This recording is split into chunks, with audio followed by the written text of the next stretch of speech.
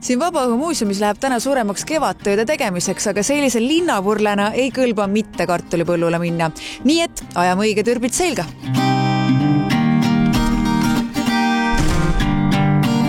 No nii, nüüd on nagu rohkem stiilne minna põllule.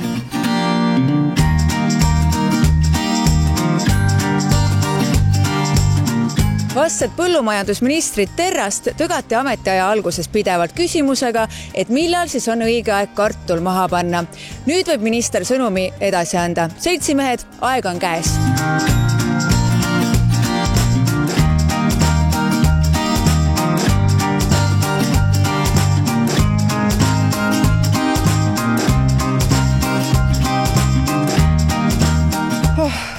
Raske töö see põllutöö.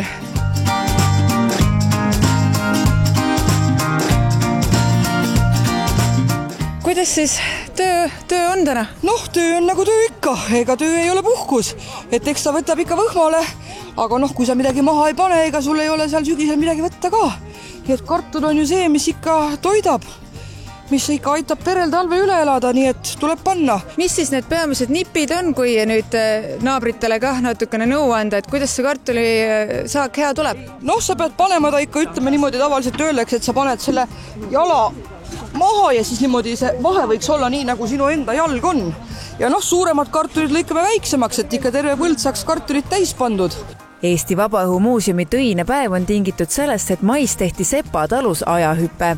Kui seni kujutas talu 19. ja 20. sajandi vahetuse Lõuna-Eesti küla Sepa elu, siis nüüd viidi külastajad 1950. aastate algusesse, varajasse kolhoosi aega.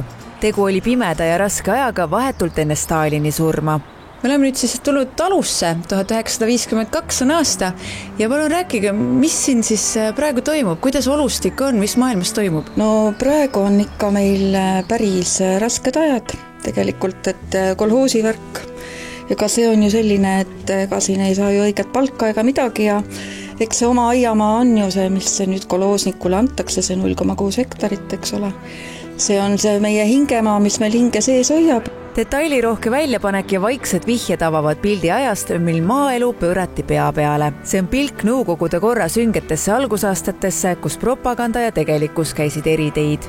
Mõte on seotud tegelikult ühe varasema eksponaathoonega, nimelt kolhoosimajaga, mis mõned aastad tagasi muuseumis avati ja kus me näitame ajalugu siis 60-ndatest alates kuni tegelikult tänapäevani välja.